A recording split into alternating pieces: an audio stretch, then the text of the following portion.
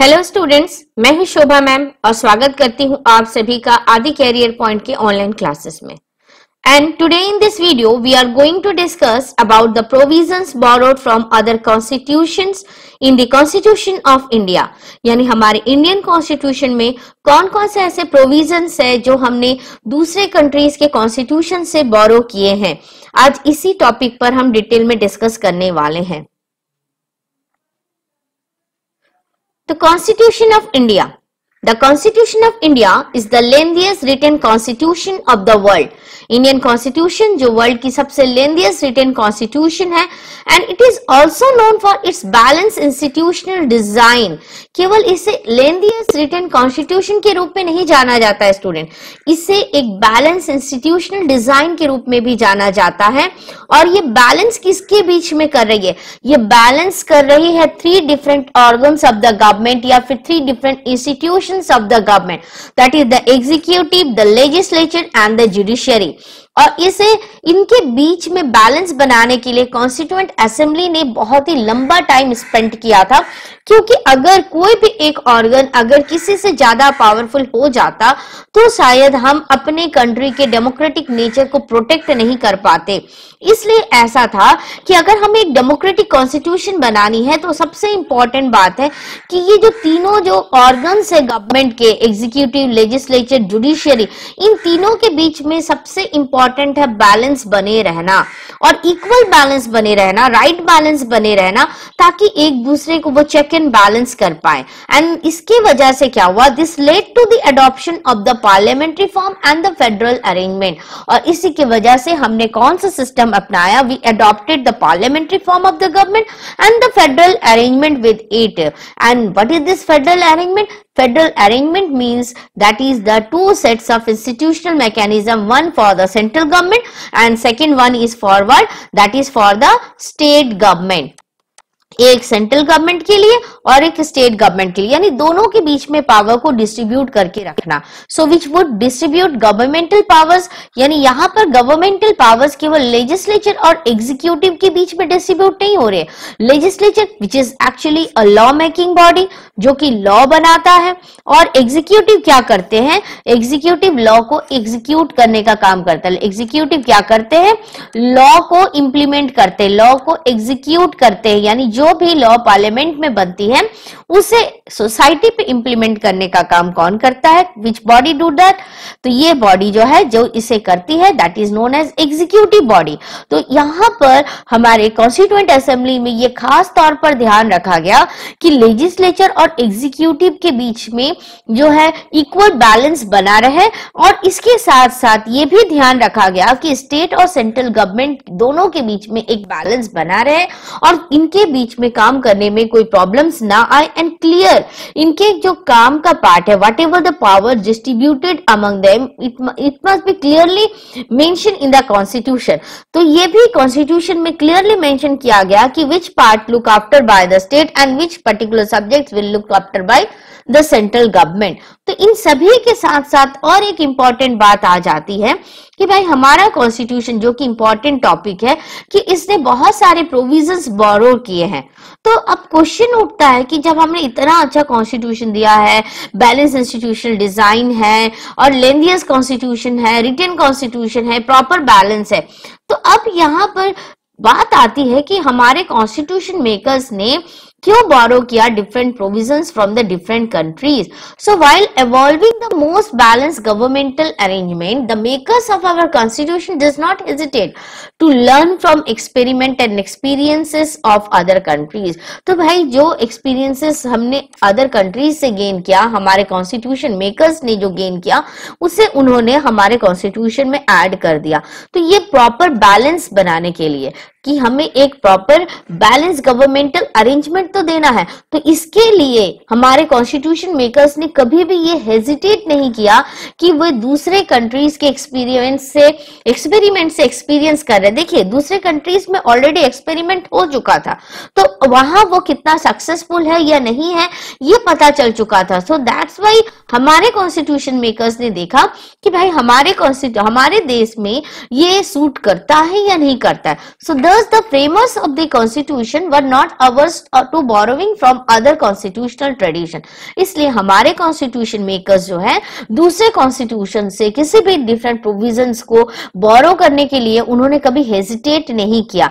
Indeed, it is a testament to their wide learning that they could lay their hands upon any intellectual arrangement or historical example that was necessary for fulfilling the task at hand, and so they borrowed a number of provisions from different countries. और इसलिए उन्होंने क्या किया कि number of provisions, बहुत सारे provisions को हमारे कॉन्स्टिट्यूशन में बोरो किया डिफरेंट कंट्रीज के कॉन्स्टिट्यूशन से.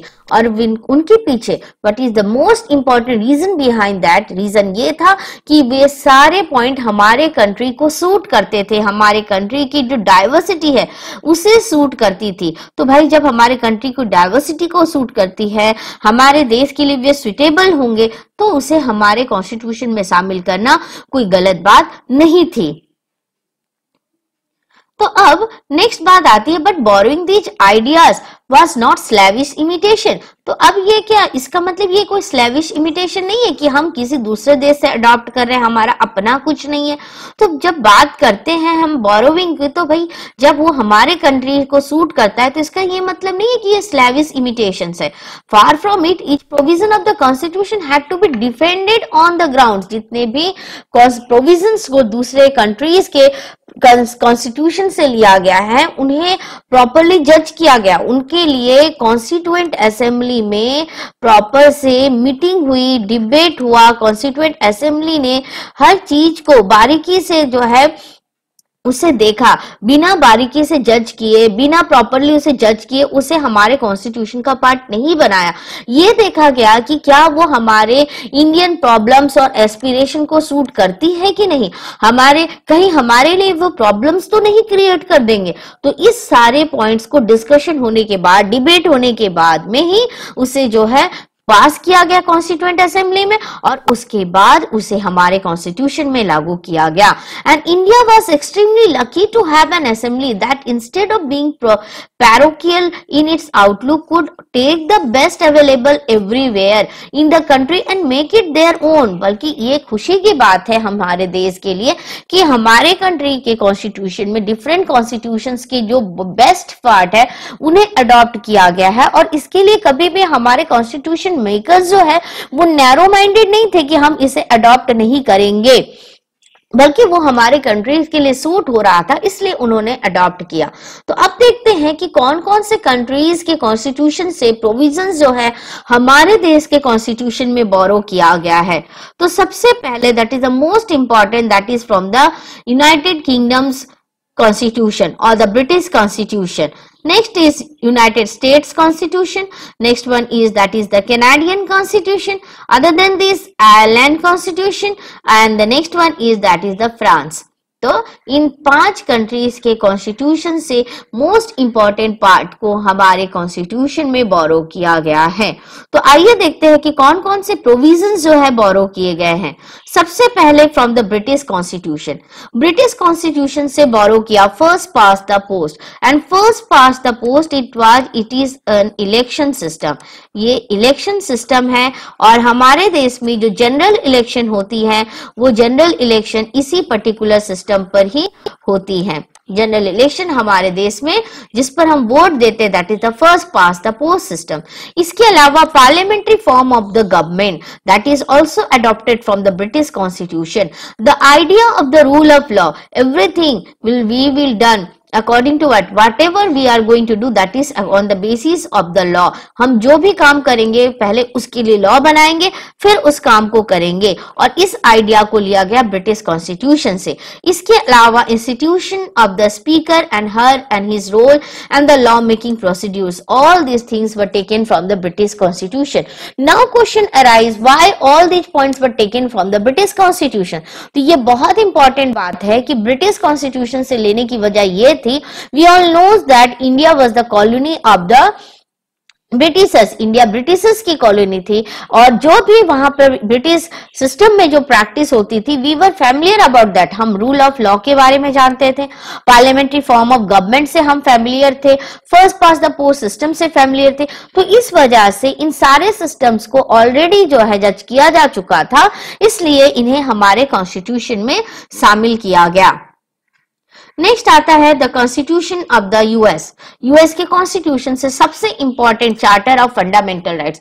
और आज के टाइम पर आप सभी जानते हैं कि फंडामेंटल राइट्स हम सभी के लिए कितने इंपॉर्टेंट है, और जो फंडामेंटल राइट हमारे कॉन्स्टिट्यूशन में लिए गए हैं उसका चार्टर हमने जो है यूएस से लिया था। यूएस के फंडामेंटल राइट्स का जो बेसिक है उसे ही हमने अडॉप्ट किया, और आज हम ये जानते हैं कि हमारे कंट्री के लिए ये कितना सुटेबल है।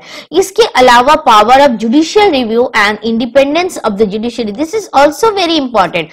भाई जुडिशरी सबसे इंपॉर्टेंट पार्ट है जो जज करने का काम करता है, जो जस्टिस देता है, और इसे इंडिपेंडेंस रखना तो बहुत ही इंपॉर्टेंट है। अगर जुडिशरी इंडिपेंडेंट नहीं होगी तो लोगों को न्याय कैसे मिलेगा? अगर मान लीजिए सेंट्रल और स्टेट गवर्नमेंट दोनों के बीच में प्रॉब्लम हो तब कैसे न्याय मिलेगा? तो इस सिस्टम को अडॉप्ट करना बहुत जरूरी था, और जुडिशियल रिव्यू को भी अडॉप्ट करना बहुत जरूरी था, क्योंकि review is also very important part of judgement, कि हमने जो जजमेंट दिया है उसका रिव्यू भी होना चाहिए। इसके बाद आयरिश कॉन्स्टिट्यूशन से लिया गया directive principles of state policy. तो एक तरफ हम देखते हैं कि फंडामेंटल राइट्स जो कि यूएस कॉन्स्टिट्यूशन से लिया गया, and this fundamental rights gives powers to the citizens, किसे पावर देती है? Gives powers to the citizen, citizens को पावर देती है, जनता को पावर देती है कि गवर्नमेंट जो है इनके अगेंस्ट में कहीं काम ना करे। और फंडामेंटल राइट्स गवर्नमेंट के ऊपर एक नेगेटिव जो है वे में काम करती है। क्यों नेगेटिव वे में? क्योंकि गवर्नमेंट के बहुत सारे एक्टिविटीज को रोकती है कि कहीं वो जनता के अगेंस्ट में ना हो जाए। और एक डेमोक्रेटिक कॉन्स्टिट्यूशन बनाना और डेमोक्रेटिक कंट्री सेटअप करने के लिए फंडामेंटल राइट्स बहुत इंपॉर्टेंट है, क्योंकि अगर लोगों को राइट्स नहीं मिलेंगे तो फिर डेमोक्रेसी कैसी होगी? अगर लोगों के पास इक्वालिटी नहीं होगी, लोगों के पास फ्रीडम ऑफ स्पीच नहीं होगा, तो फिर तो डेमोक्रेसी कभी भी सेटअप नहीं हो सकती है। तो भाई ये हमारे कॉन्स्टिट्यूशन के लिए बहुत ही इंपॉर्टेंट था कि हमारे कॉन्स्टिट्यूशन में ये मेंशन होना कि हमारे कंट्रीज में क्या क्या हम सभी के राइट है। और अगर इसे हमारे कॉन्स्टिट्यूशन में मेंशन नहीं किया जाता तो ये जो कंट्री, जो इतना ह्यूज डाइवर्सिटी वाला कंट्री है, कैसे इतने पूरे पॉपुलेशन को एक साथ कोऑर्डिनेट कर पाती? तो भाई इसे कोऑर्डिनेट करने के लिए फंडामेंटल राइट्स तो बहुत ही इंपॉर्टेंट थे। तो आपको समझ में आया होगा कि क्यों हमने इन सारे प्रोविजंस को लिए दूसरे कंट्रीज के कॉन्स्टिट्यूशन से। अब बात आती है directive principles of state policy. तो भाई directive principles of state policies are actually directives है। डायरेक्टिव्स किस लिए?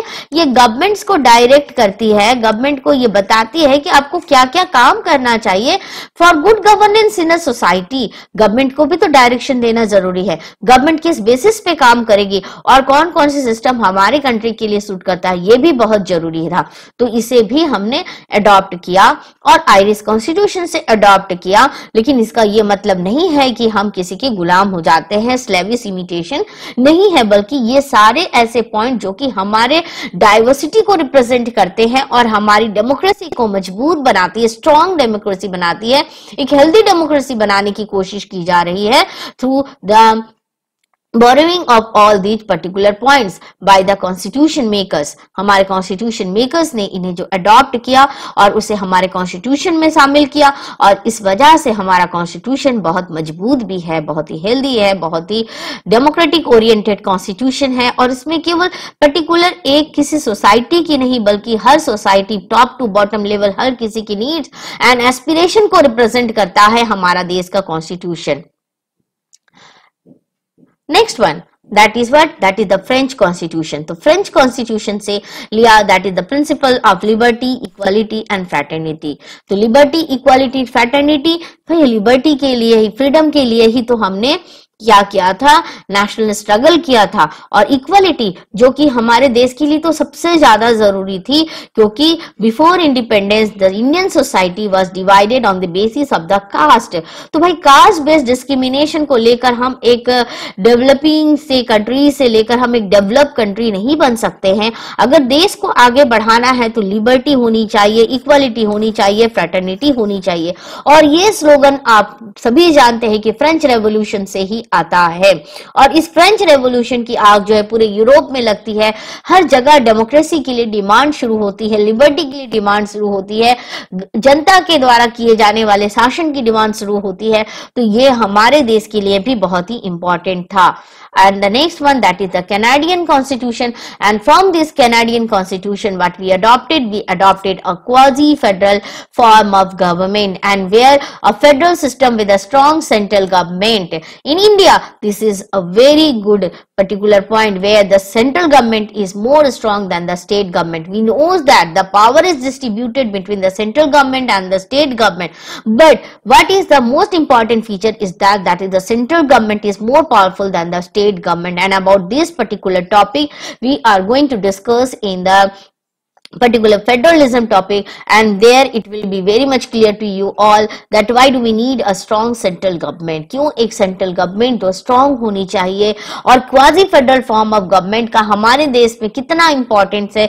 ये सभी जो है आप जब फेडरलिज्म वाली टॉपिक पढ़ेंगे तो आपको समझ में आएगा, but this is very important. इसके अलावा the idea of residual powers, residual power तो बहुत ही इंपॉर्टेंट है, क्योंकि जिस समय हमारा कॉन्स्टिट्यूशन बनकर तैयार हुआ 1949 में, उस समय at that time and now in 2020 the society is totally different, पूरी तरह से डिफरेंट है। और हमारे लिए चैलेंजेस भी बहुत ज्यादा अलग है, चैलेंजेस भी हमारे लिए अलग है, प्रॉब्लम्स भी हम सभी के लिए अलग है।